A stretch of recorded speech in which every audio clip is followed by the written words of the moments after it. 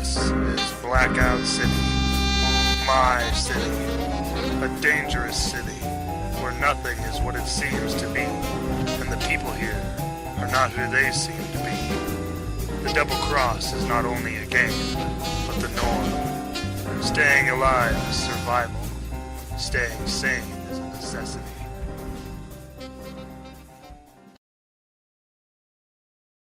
Love in Blackout City by Nathaniel Tower. Must you leave so soon, Joe? I looked at the woman half covered by the sheets. With her wavy blonde hair and her healthy breasts, I was sure she had been a good lay. The evening had been a strange blur. I remembered something about this woman needing my help, something about needing to get away from the straits. At the time, it seemed like going home with her was the only way to save her. I should have known the night would end like this. Women sometimes couldn't keep their hands off me. It must have been the mystery constantly shrouding me. "This is who I am," I said. I knew it was an ironic thing to say. I had no idea who I really was. "But I need your help," the woman pleaded. She sat up and let the sheets fall around her. I tried not to look below her belly button, but I couldn't help myself. I was still a man, after all. "I thought I did help you." I finished buttoning my shirt. I knew I had to get out of there fast. The pigs would show up soon. I always managed to slip into the shadows just before they arrived. As I prepared to leave, I wondered with a little guilt what they would do to this woman if they found out I'd been with her. "We need to clean up," I said as I put on my hat and trench coat. "There can't be any evidence that I was here." The woman climbed out of bed. "You worry too much, Joe," she said. Her arm slipped around my neck. Warm lips greeted my torn face. "You've always been that way." I retreated from the kiss. "What do you know about how I've always been?" "Don't be so silly, Joe. Don't you remember?" "No, I don't remember. I don't even remember your name." "Joe Smoke. I thought last night would make you remember." I shook my head. The sound of metallic hooves tapping on the street pierced my ears, inciting a splitting headache. "I have to go. I was never here." I threw open the bedroom window and leapt onto the fire escape. I didn't bother using the stairs, jumping the 3 stories and landing in a dumpster below. Sometimes you had to smell like shit to get away from the pigs. Tossing a banana peel off my head, I looked up and saw the girl staring at me through the window. For a brief moment I thought I recognized her from a long time ago, from a previous life. I shook my head and the glimpse of the past was gone. Best not to get involved with the woman. Blackout City needed an undistracted Joe Smoke. A Joe Smoke in love was of no use to anyone. Not wanting to feel the pangs of forgotten love, I had almost convinced myself that the man had planted that girl to try to trap me when a group of pigs emerged in the window and pulled her away forcefully. Their violence itself wasn't enough to deter me from thinking she was just a ruse. The man didn't even treat their own with any respect. There was something about her, a sweet innocence, that made me believe she was a force of good, a rarity in the Blackout City. My ruminations were suddenly interrupted by nearby metallic hoof steps. I buried myself in the garbage and swallowed my last morphadril. The discomfort I felt as my body transformed bothered me only slightly. The pigs would never recognize me, and that's what mattered the most. As my body underwent the pain of transformation, I tried to focus on what could have transpired the previous night that would have put me in such a sticky situation. I recalled meeting the woman at a dive bar. It was a local hangout for the hippies, where many of them went to exchange drugs in the bathroom. While they didn't outwardly praise me, they certainly acknowledged me as their hero. I could tell through their nods and hazy smiles. I didn't understand how they always recognized me, since I changed forms often. Maybe it had something to do with their constant hallucinatory state. Their minds altered, along with my body. The woman had been the sole sober person in the place. I didn't much like going into places like that, but it helped keep me in touch with the latest problems. The paranoid hippies cued me in on everything the man and the mob were up to, though some of the stories seemed too far-fetched. Unfortunately, in Blackout City, the craziest explanation was often the most accurate one. She had approached me. That's what stood out the most about the evening. Women always eyed me and smiled at me, but rarely did they actually come to me. Something about me was a bit too intimidating, or maybe they just didn't want their hearts broken. After the woman approached, things got a little hazy. It wasn't the result of drugs. Other than transformations, I like to keep myself sharp and off the drugs. My body was a temple, something I was sure was connected to a past that involved mixed martial arts training. My hard body and fantastic muscle memory were telltale signs. I wasn't about to give those things up, or lose that physical advantage. Heavy snorting and snuffing around the dumpster pulled the meeting with the woman out of my mind. I became a complete statue, not even taking the energy to breathe. I held in everything, a reflection of my total discipline. It didn't take long for the pigs to go away. As the metallic hoof stomps and snorts faded into the night, I climbed out of the dumpster. A street-lit puddle reflected my new image, almost unrecognizable. I looked back at the woman's window. The light was off now, and the apartment was silent and still. Once I was sure the coast was clear, I crept through the shadows back up to the woman's apartment. Dents from the metallic hooves littered the stairwell. At the top of the third flight, I saw her door propped open, the knob busted off. The pigs had taken her. I placed my hand gently on the door and peeked inside, knowing what I would find. "They took her," a frail voice came from behind. I whipped around and saw the tiny old woman huddled in the corner. "Did they hurt you?" I asked as I swooped to her aid. "No, they didn't bother with me. I didn't have anything they want," she winked. "At least not that they know of." I stepped back and analyzed the little woman. Maybe she wasn't as frail as I had first perceived. "I've long been a fan of yours," she said. "Do you remember me at all?" I shrugged. "I'm sorry, but I can't remember much of anything these days." "That's okay," she said. "I think I know how to get her back, though." I hesitated before offering the woman my hand to help her up. Was this another one of the man's traps? First the beautiful girl, now the old woman. Maybe the man had more weapons than I thought. I knew they were after me, and would do anything to stop me. Without Joe Smoke, Blackout City would fall apart.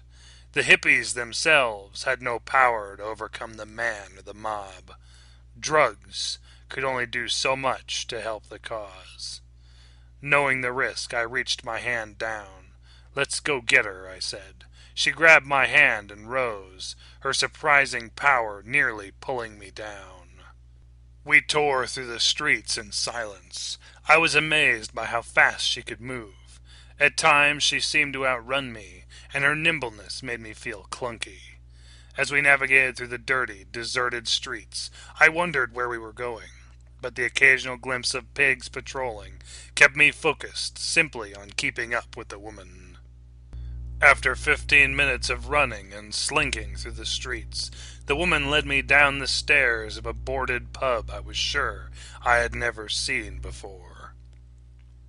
"What are we doing down here?" I asked when she flipped on the light, revealing a room filled with drugs and weapons. Now I was almost positive it was all a trap. "We're rescuing the girl." "Where is she?" "She's close." I looked at the boxes protruding with weapons of all shapes and forces. For some reason I suddenly felt I could trust this woman. As frightened as I was to know the answer, I asked the burning question. "Who is she?" The woman sighed, then slipped a pill into her mouth. I watched as her face contorted in pain until she became a fit man. "That's better," the man said. I couldn't help but think the man looked familiar. His hard body reminded me a bit of myself. Who are you? The man smiled. Let's not relearn too much at once. We wouldn't want that head of yours to explode. Can you at least tell me a name? Call me Jack Gas. Cute, I said. Thanks. Cute has always been my goal. I looked around the room to jog my memory. I must have been here before. I must have known this Jack Gas. Okay, enough bullshit, I finally said when nothing seemed to ring a bell. Who is she? Jack reached into a box and pulled out a handgun. He tossed it to me. The man wants you dead, he said. Yeah, I know that. I looked at the pistol in my hand. I wasn't used to solving my problems with weapons. My hands and brain usually did the work. Just remember that I'm the messenger. I'm here to help you, Joe. I nodded. Out with it already. Joe, that woman was your fiancée. Before the accident. Before the man got to you the first time. The gun slipped from my hand. Fiancée? Accident? Instinctively, my strong hand wrapped itself around Jack's neck. You better not be screwing with me. Tell me everything you know. Jack placed his hands on my wrist and worked to ease the grip around his neck. He gasped for air and said, There's no time for everything. I can only give you the basics. They're going to kill her soon. Why? To get to you.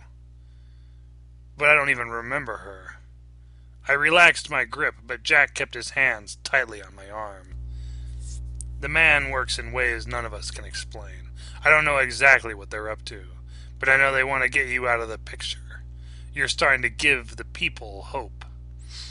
I offered a half smile. I thought about asking Jack to tell me everything he knew, but I thought better of it. The more you knew about the past, the less likely you were to fight for the future. I grabbed the gun off the floor and said, Let's go get her. One thing you should know before we go, Jack said. She doesn't remember you. The man brainwashed her. They're using her to get to you, but we can make her remember. I didn't respond. I watched as Jack loaded himself up with grenades and guns. Then he grabbed a big bag of pills before heading for the exit. Let's go get her, he said, tossing a couple grenades to me. Heavily armed, I followed Jack out of the pub basement. We hurried back to the apartment where the pigs had taken the woman. Why did we come back here, I asked. Because she's still here. Then why did we leave? For these. Jack pulled out 2 filled syringes. What the hell is that? It's Formula 977. Is that supposed to mean something to me? Jack shook his head. Just inject it. I don't do drugs, I told him, flexing my muscles. You need this. Why? Just take the damn thing. I injected it into my left arm. My body morphed back into its previous state. Why did I need to do that? It's a drug canceller. It can't make you remember everything, but it can make you see some things you couldn't see before.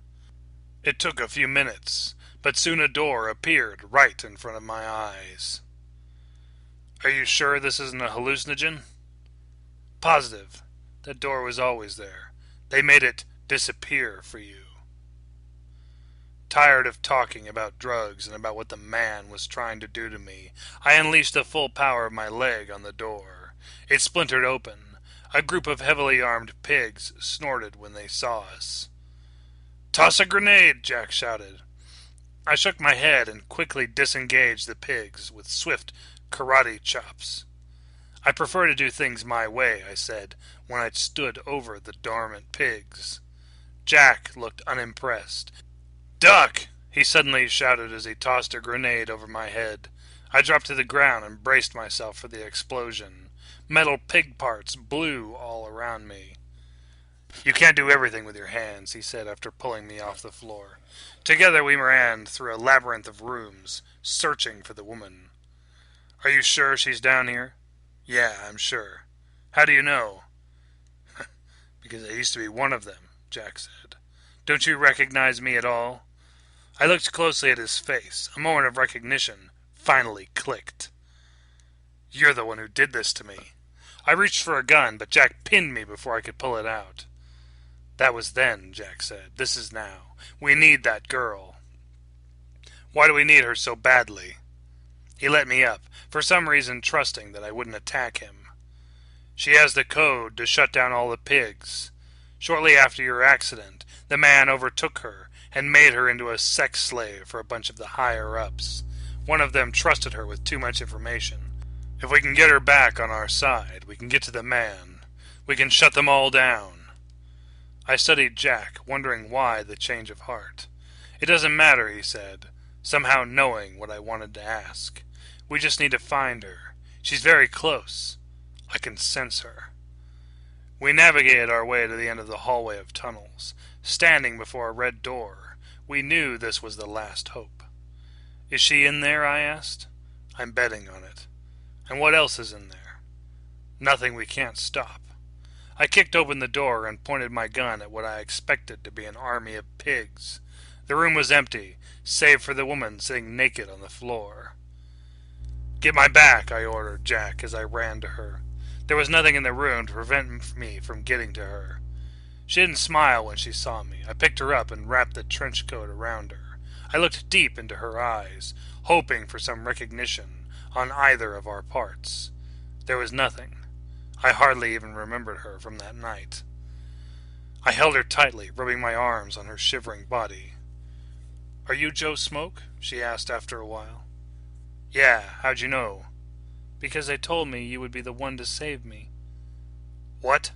I looked back at Jack, expecting again that this was all a trap. Don't worry, she said. I'm on your side now. She looked at Jack and smiled. Let's go disarm the pigs, Jack said to her. He took her out of my arms, and I watched with jealousy as she wrapped hers around him. Thanks, Jack, she said before giving him a kiss. Jack looked at me with defense in his eyes. I know what you're thinking. Trust me, this is the way it has to be. Why did you even need me here? I asked. Because you're this city's hero. We're just here for support.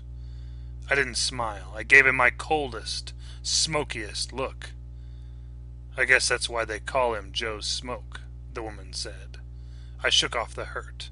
Even though I felt used, I knew in the end that I was doing what I was called to do. The life of love and happiness was long ago. Love would only distract me now. So what do you say, Joe? Partners? Jack looked with open arms. Sorry, Jack, but I work alone, I said. I went to his bag and pulled out a few Morphadril tablets. Then I marched through the maze and up to the foggy streets, feeling myself transform into something I wouldn't recognize as I headed to the man's headquarters. I had been avoiding for some time.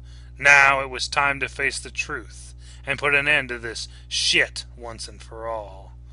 I was Joe Smoke, and I was going to take back Blackout City.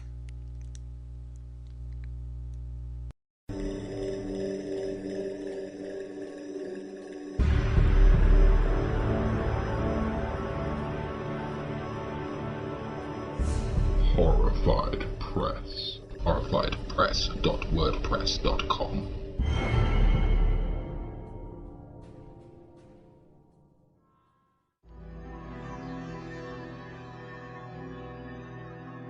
The moon is full and it is dripping with blood. Now comes Blood Moon Rising magazine. Original fiction, Creature features, nightmarish artwork. interviews, and other original horror. Visit bloodmoonrisingmagazine.com and join our rising legion.